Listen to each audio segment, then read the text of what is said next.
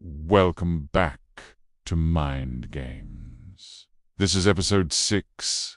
Tonight's story begins with a voice no one should ever hear. It was a Tuesday, just like any other. Rain lashed against the windows. A perfect night to just curl up on the sofa and watch some old reruns. I clicked the remote, and the old CRT television flickered to life. But instead of the familiar Sitco opening, the screen dissolved into a blizzard of dancing black and white dots. Static. I sighed, ready to give the side of the TV a good whack the old-fashioned fix. But then, through the hiss and crackle, I heard something, a whisper. It was faint, almost lost in the noise, but it was there, and it was my voice. Should have picked up milk, it whispered. I froze. That's exactly what I had muttered to myself as I walked in the door 10 minutes ago. It had to be a coincidence. Maybe a neighbor's baby monitor, or some crossed signal. I leaned closer to the screen, my ear almost touching the glass. The static hissed, and then the whisper came again, clearer this time. I wonder what Sarah is doing right now. My blood ran cold. I hadn't said that out loud. I hadn't even fully formed the thought. It was just a fleeting flicker in the back of my mind, a pang of loneliness. How could the TV know that? I scrambled for the remote, my fingers fumbling with the buttons. Off, on, channel up, channel down. Nothing worked. The screen remained a swirling chaos of static, and the voice kept whispering. It wasn't just repeating my thoughts anymore. It was predicting them. A thought would start to form, maybe. I should call someone, and the static would whisper it a split second before I finished the sentence in my own head. It was like an echo of the future, a future that was only a heartbeat away. My own mind felt alien to me, a script being read by an unseen narrator. I tried to fight it.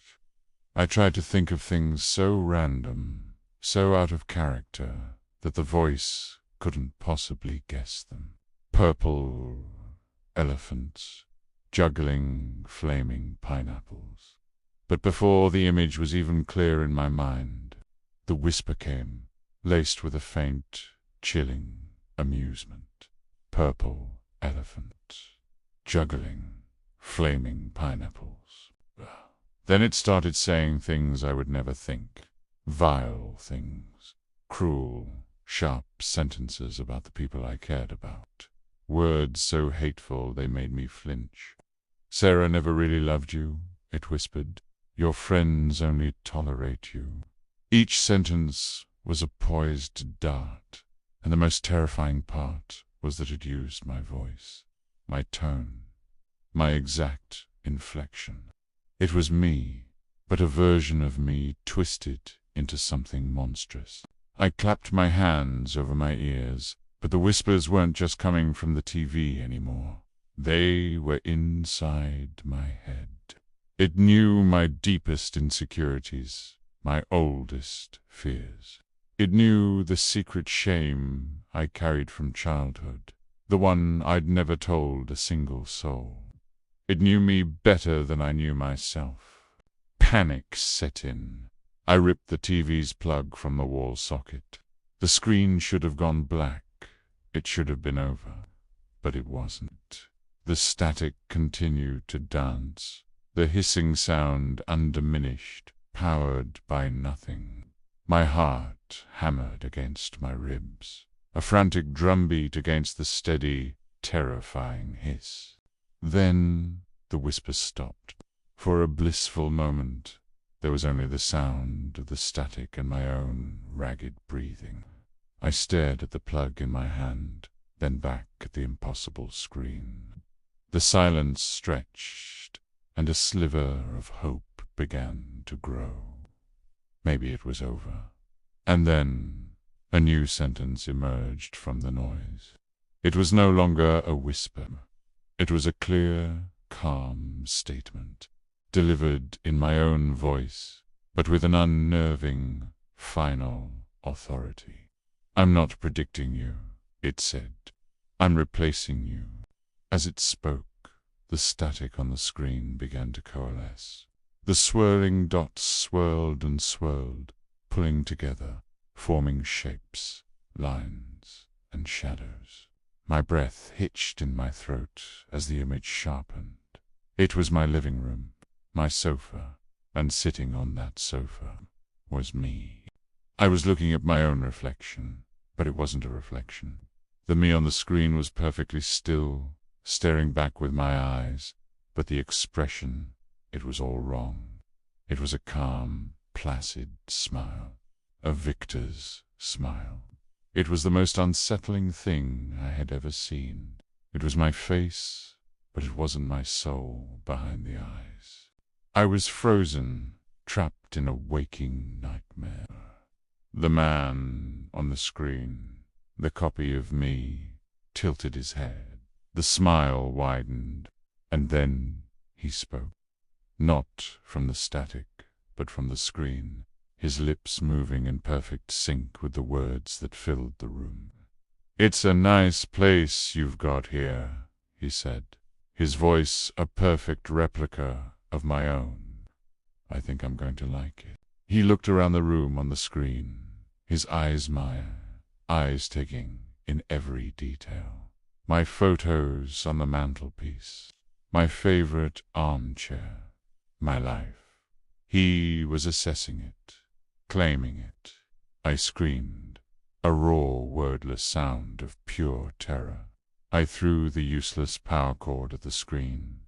It bounced off the glass with a dull thud, having no effect.